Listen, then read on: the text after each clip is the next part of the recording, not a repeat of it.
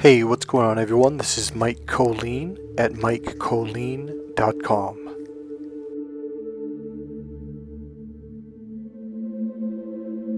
Alright, so there has been a major shift in me in the last 3 years, and I'm going to share some very, very recent experiences to help understand it.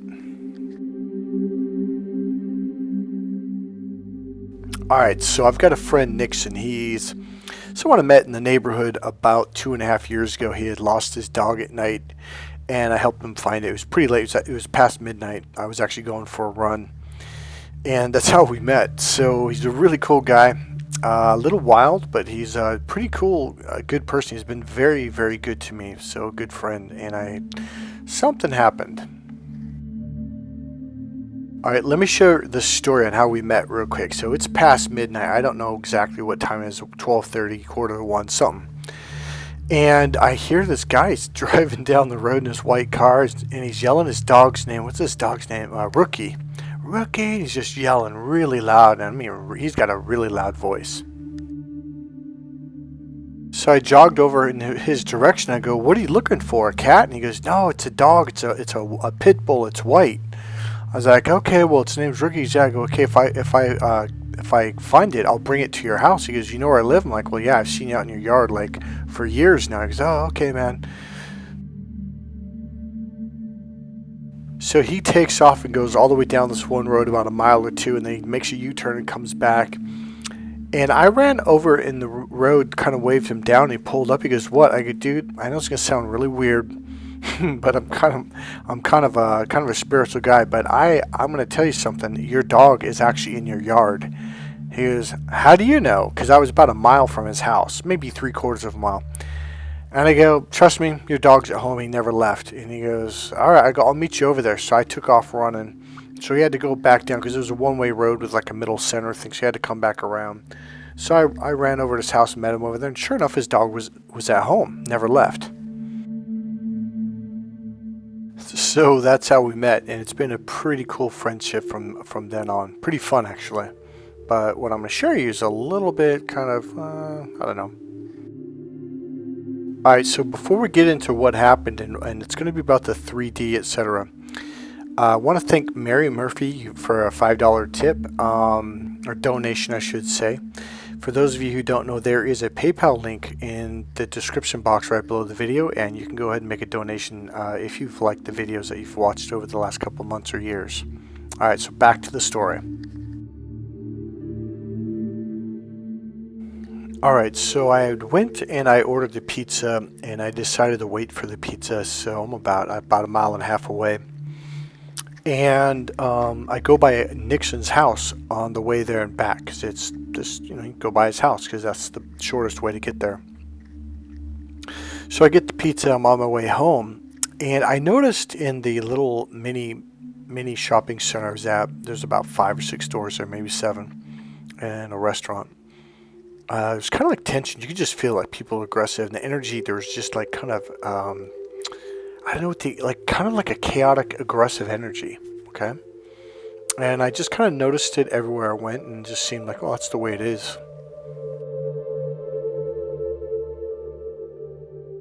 But I was very centered. In fact, I've been very centered and very grounded for a long, long time. This is the longest I've ever been through that. How to explain this? Because normally I could get there and I'd pop out, get there and pop out. It kind of sucked. But the more you do it, the better you can just be very centered and grounded. So I'm driving home. I'm in my own world, just kind of noticing on the outside there's chaos, basically. People arguing, fighting, whatever. And take a left turn. I'm going around Nixon's house, and I had my rear view window down and my right window down, and I hear just this yelling and screaming. And I look to my left, and Nixon, he has a stairs goes up pretty high. To the main entrance, which is really the second floor, but it's about 20 steps up there. So I felt an intense energy more than anything. And I remember I looked, and I saw him and I kept going, and then I heard like his voice really loud, and I thought he was calling me to come back, like to say hello. So I pulled over, parked, started walking back, and then I noticed there was like a real big thing going on. Like he was yelling, pounding on the door, and I'm like, "Hey man, is everything all right?" And he looks at me. He goes, "It's me, Mike," because it was kind of dark, and he goes, "I go, do you need any help?" Because I thought, man, something was going down, and he goes, "No." And so I was like, "Oh, okay," and I kind of started walking away, and I noticed it was like a really big thing was going on. So I'll tell you essentially what happened was him and his son got in a fight, and I think it was his mom or his sister. Someone had called the cops. Now I started hearing the sirens at this point, and they're about 3 or 4 blocks away, and the cops just, I would say about 5 or 6 cop cars swarmed in, 6+ cops, I don't know how many exactly.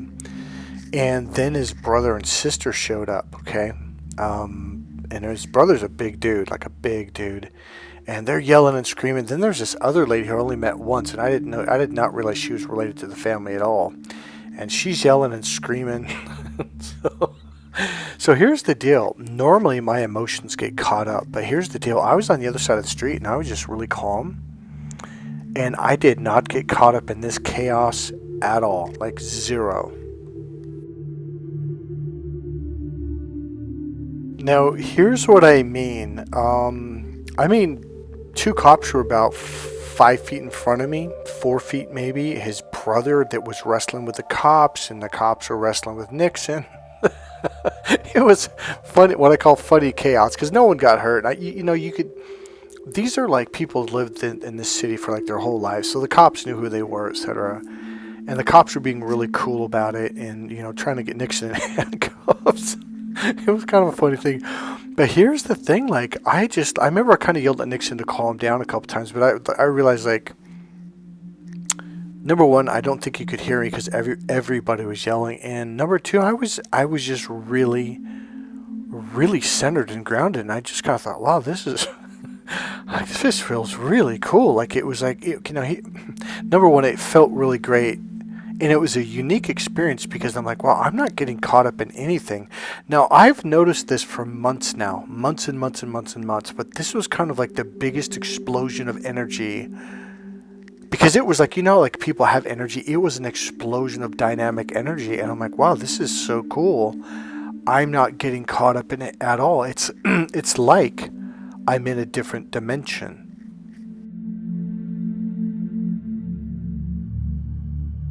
So as I was watching this, I literally remember I took one step back. I was on the sidewalk and I was just watching this going, whoa, this is a trip. I had absolute clarity and absolute peace, and it's almost like the volume went down, even though I was looking at them, watching everyone screaming at everyone, and it was literally like I was in a different dimension, or almost like a different world.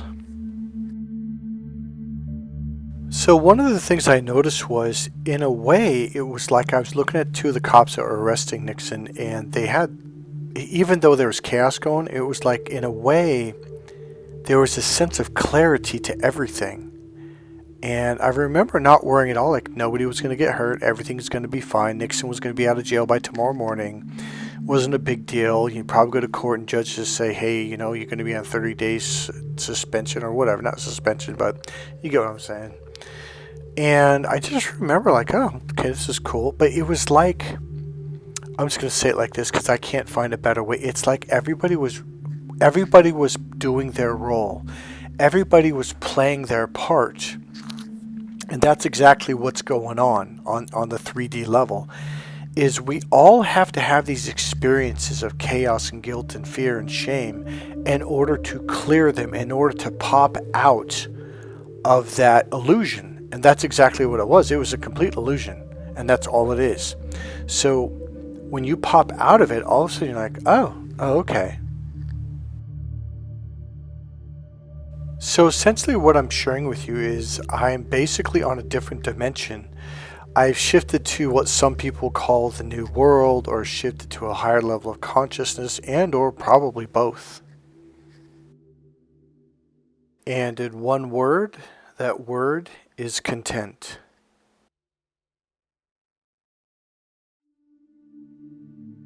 So later on that night, I just happened to be looking out my window. Now I'm up on a hill, so I can, pretty much see the streets and stuff. I'm not that high, but I'm kind of high, about, I don't know, what, 80 feet, maybe 100 feet up.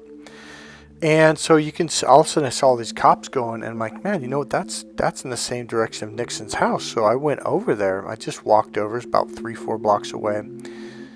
And, oh, no, I drove. That's right, I drove. And I made a U-turn, pulled over, but it was about a block up and then around the corner. And there's yelling and screaming. There's about 4 or 5 people involved. There's about 5 cops, something like that. And I'm getting there pretty much in the middle of it or towards the second half of it. And I walk up and everyone turned. Now, you got to understand, at this point, it's about midnight. It's about 1 in the morning. And I walk up and everyone just turns around. Now, it's dark. There's no lights where I'm at. There's no light, street light above me or nothing. And everyone just kind of stopped. They completely stopped yelling and screaming, including the cops. And everyone turned around and they looked at me. And one thing I noticed, God, it was the same thing. It's like they were in this drama. They were in this, like a dome of energy was over these, I don't know how many people that would be, like 12 people or whatever. And they were all inside this dome. And when I walked up, it's like my energy was expanded way, way, way out. And even the cop, when they looked at me, they leaned away, even though they were about 30 feet away from me.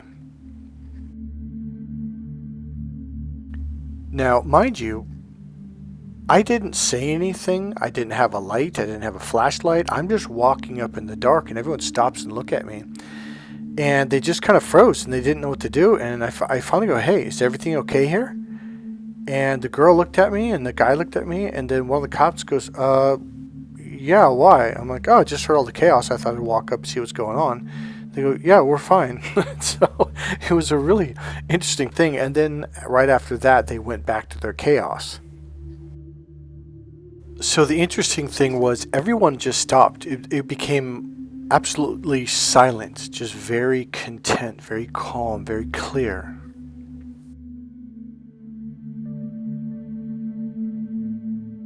So the closest experience that I can give you is the movie Field of Dreams with Kevin Costner. It's like he built this field out in his cornfield behind his house, and all of a sudden these people from like the 40s and 50s or whatever it was, they just showed up. They literally walked through the corn rows, and they walked onto the field, and they just started playing baseball. But the problem is, this is like around the year 2000, I don't know, 5 or 2010. I'm not really sure when they made this movie. But it was like these old people came into the now on this field. So this field became like a, God, what's the word I'm trying to use here? I don't have a word for it. It's like it was a generated energy field. That's not what the word I'm looking for. Where both worlds could kind of collide or come together as one, and yet they're in their world and you're in your world, yet you're in the same sphere in some way, somehow. So somehow Kevin Costner, he got to go back about 20 or 30 years to get Doc. He's a doctor here. He's the guy on the right. He's much older. But he played with these guys way back in the 40s or 50s, or it might have even been the 20s. I don't remember exactly what year those players were based on. And he basically said, hey, would you want to play again? He said, oh, yeah. And so he brought him back, and he was a young man again. And I guess the reason why I'm showing this clip is because now Kevin Costner is in a different time. Like, he went back. So he's walking around in about 1960s or 50s or something like that, and he found Doc and said, hey, do you want to come back and play one more time? And eventually Doc's like, yeah.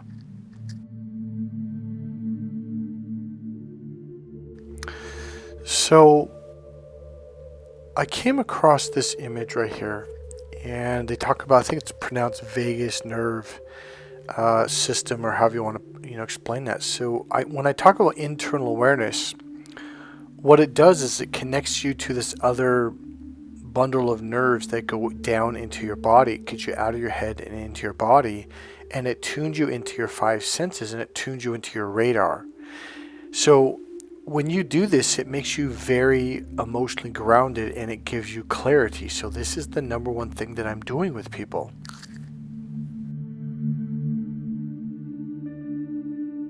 So as I'm making this video, I'm realizing really what it is, what my purpose is here on the planet. It's really clear. Okay, so a lot of you may or may not know this, but I get a lot of narcissists that will call me and approach me. It's fairly regular. And what they do is they talk fast, and they bring chaos. And here's the thing: even their energy and their energy field is just like, because they're in the other system, and it's the two-dimensional system. And so here's what's going on right now: the world is being controlled. It's kind of like the Matrix, where there's this energy field right now, and this energy field is being controlled by the second dimension. But we have risen up to the third dimension. I'm going to give you one more example. So what's happening is, when I'm looking at these people yelling and screaming, they're doing that eye to eye, forehead to forehead energy, which is two dimension. Okay, it's length and width. Whereas what I'm doing, when you ground yourself and connect, now your energy goes up. That's the third dimension. Okay, length, width, and height. So from there, you expand your energy, and like a ball of energy around you that just gets larger and larger. Okay. And this allows you to open up to a higher level of consciousness, a higher level of functioning. So when I was watching my friend yelling and screaming, I'm like, oh, he's just going to get arrested. But that's what he had to learn. So the reason why I call it, maybe it's Satan, the evil one, whatever you want to call him, but they keep sending me people that are very chaotic and very linear and logical. Because here's why. As long as they can keep the world in a state of fear, in a state of chaos and confusion, this erratic energy, you will never rise up to the higher level. So here's what happens. When people spend time with me, when they hang out, talk on the phone, they're just like, I don't know what it is. There's something about your voice. I just feel very calm. I go, do you have clarity? They're like, yeah, I have a lot of clarity right now. Well, you're functioning on a higher level. So what I did was I dropped you down inside that vagus nerve system to where now you're connecting on a 3D up and down vertical awareness, okay, with an expanded awareness. So essentially, this is the dark or the darkness trying to keep the lights out, okay? So my threat to them is that when people come around me, their awareness expands, they calm down, they find clarity, and they reconnect with their own system versus the grid that's on the outside. And all of a sudden, they can think for themselves. All of a sudden, they can see, it's like when I was watching Nixon and the cops and all the chaos. It was just nothing but pure bullshit. That's all it was. It really was. If I could get even one of you to see it from that perspective, literally feet away from people, like, you gotta understand, cop cars were flying up, slamming on their brakes, sirens were going on, lights were spinning, brother and sister drove up right in between the cop cars, slammed on their brakes, jumped out, and everyone's screaming. It was just, but I didn't get caught up in it. I'm sitting there watching it. It was literally like watching the movie, yet almost like with the volume turned down. It's like, even though there was noise and lights, it was peaceful. Imagine if every single person in that event could have had the same experience I would have had. I guarantee you, nobody would have got arrested. Cops would have shook hands and hugged everyone, and everybody would have went home and would have went their own way. It would have been a very peaceful experience. And that's what the people in power are afraid is going to happen. So if you can find your inner peace, you can create this energy around you, and other people can fall into it or collapse into it, meaning now they can reconnect with their energy. See, one of the things they taught us is the more grounded you become, the easier it will be for your clients to become grounded as well. So this is the Great Wall of China. Literally, this is Vice President Danny Stell on the left and President Steve Fossum at the IKF International Kickboxing Federation. It's the organization I fought in for years.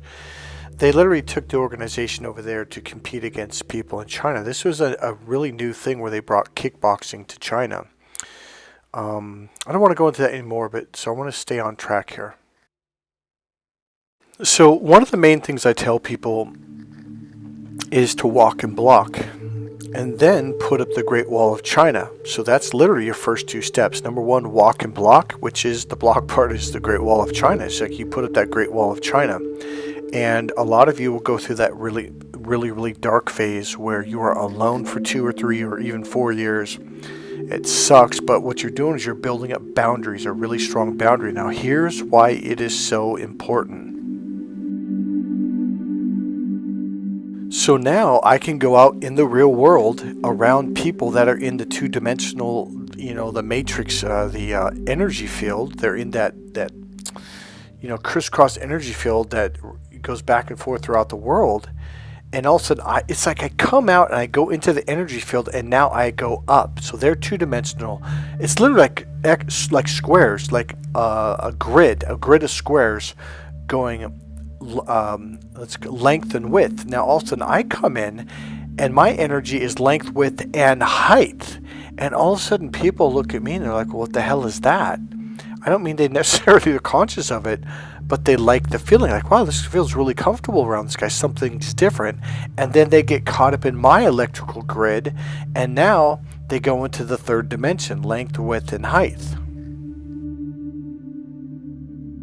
And that is how you not only break free from the limited matrix, that's how you open up to the higher levels, the fourth, fifth dimension, etc., etc.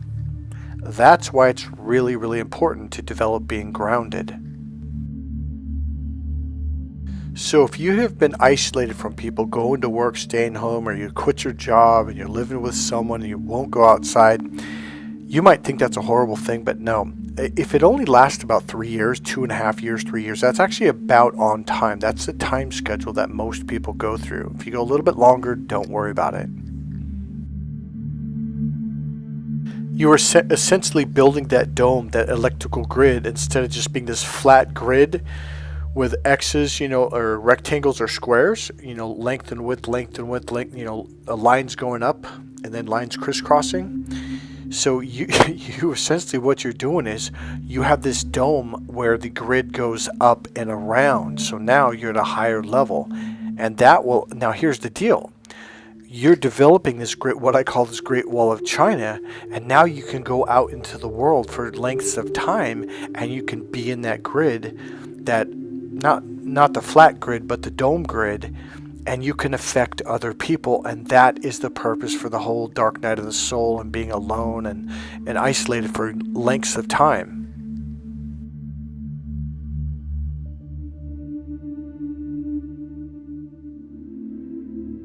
Okay, so I'm going to talk briefly to explain this even further. Okay, I'm not taking sides here. I am going to talk about the war in Israel, okay, and Palestine. Okay, I'm not taking sides. That's not the point of this. What's happening is you're seeing a shift in mentality between different cultures, different peoples, okay? Some people are at a higher level and some people aren't. Again, this is not judgment. Please do not see it that way.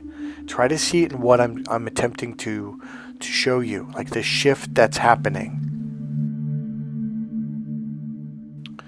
Okay, so here's essentially what happened. Hamas went over to Israel. They killed a bunch of people right off the bat. I think it was 600, literally, that's how many people they counted, the very first day.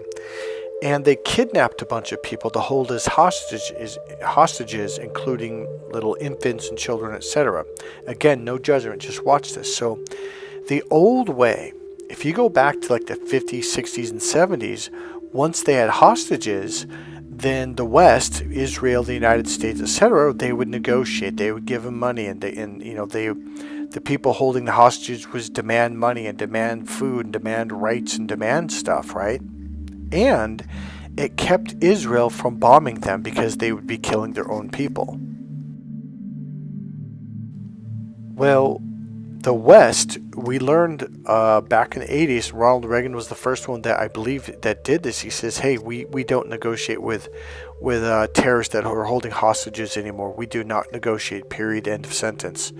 Okay, and the reason why is because we realized after decades of doing this, we would pay them millions and millions of dollars, and then we couldn't fight back. We felt defenseless, and they had all the power. They had all the negotiation power. And on top of it, not only did it not bring peace, they would end up beating these people and torturing them while they were in prison for year after year, sleeping on cement floors and in horrible conditions, sometimes starving them, it was just horrible. It was just basically these people were suffering for years and years, if not 5 years or more, and nothing ended up getting resolved. So here's what happened. There is a shift. There's two-dimensional thinking. That's either or.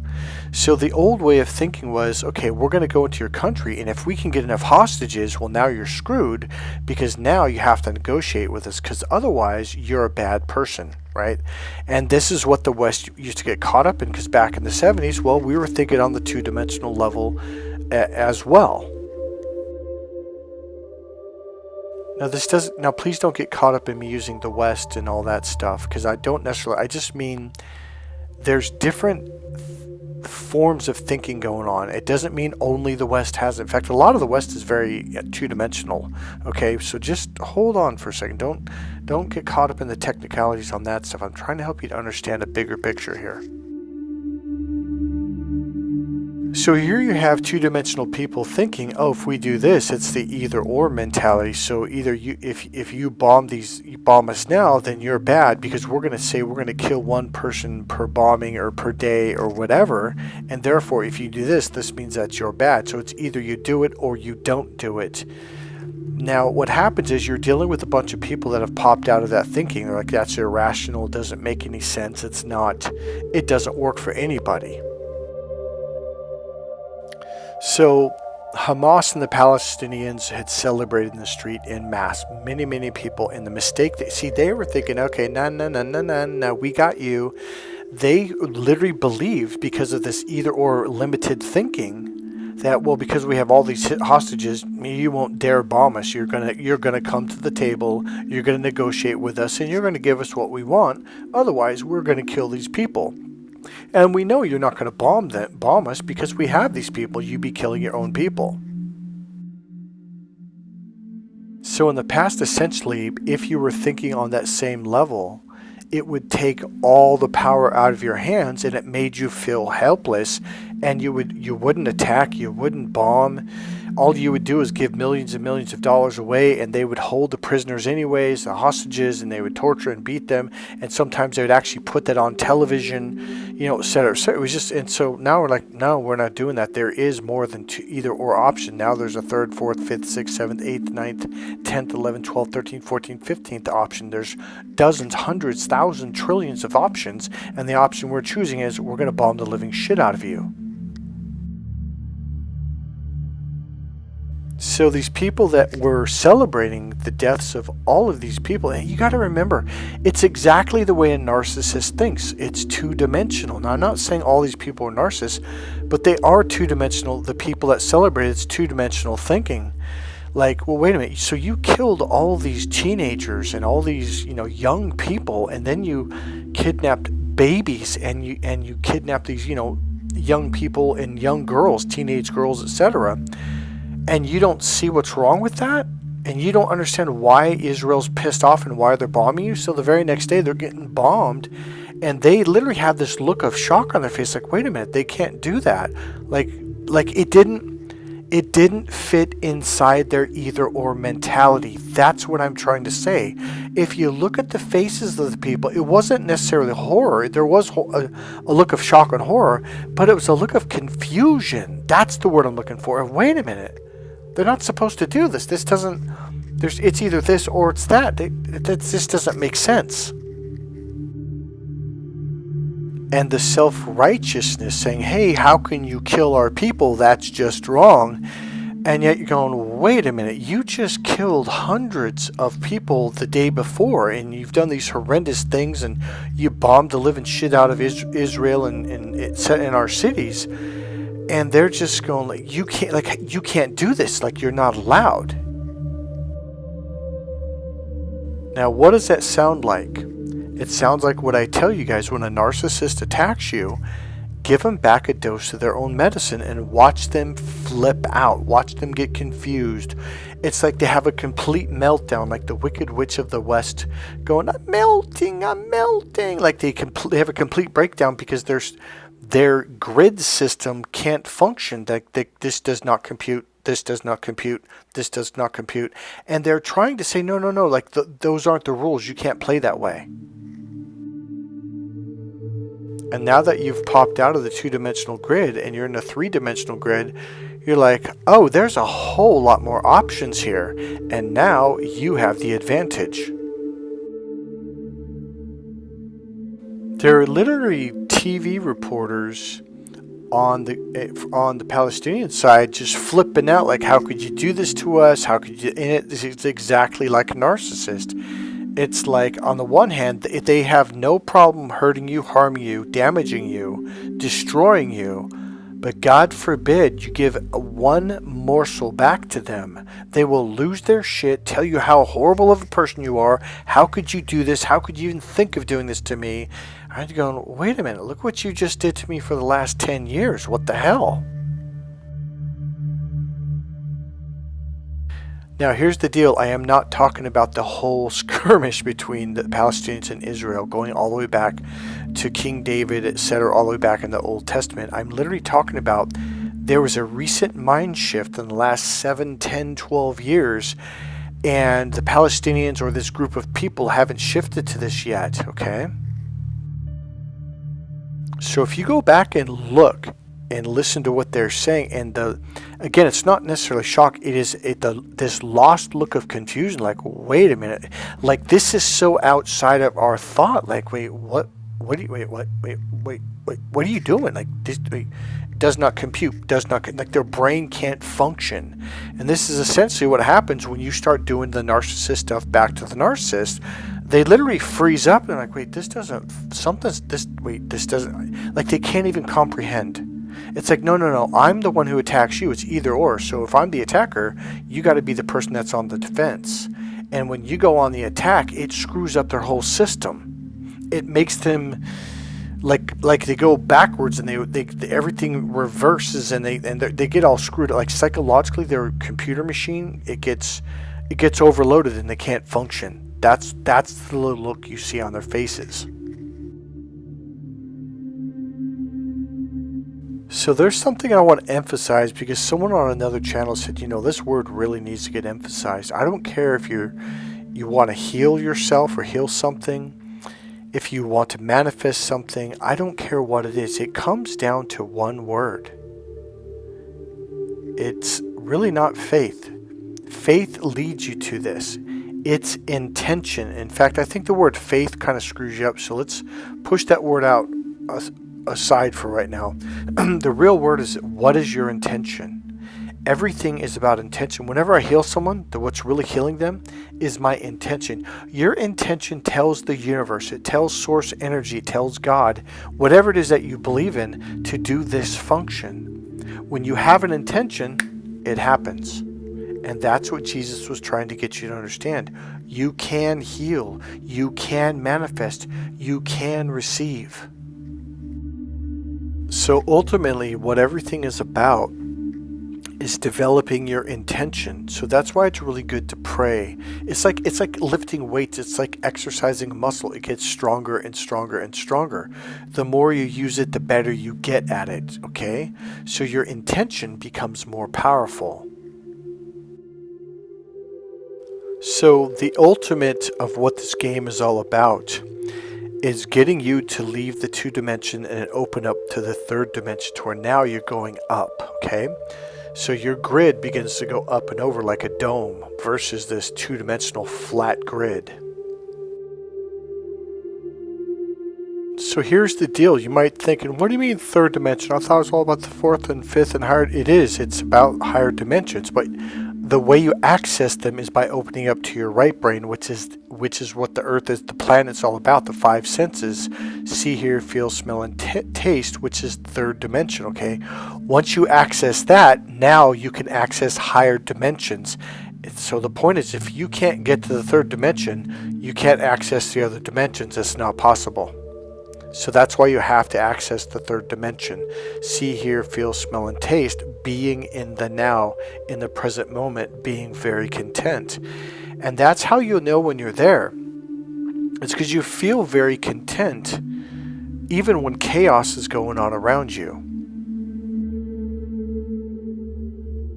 Hey, if you know how to bring in enough people to do a workshop where I can teach these techniques on how to become emotionally grounded, get a hold of me. Let me know, because I'd love to set up a workshop. Come in, help me set it up, teach me how to do it, etc., to get enough people to show up. Ladies and gentlemen, I hope this helped you to understand what's going on and the shift that we're going through and what it means when people say, breaking free from the matrix. Breaking free from the matrix is that two-dimensional grid of electrical energy, that energy field, and opening up to a higher level. So now you can access the multi dimensions, what some people call the multiverse.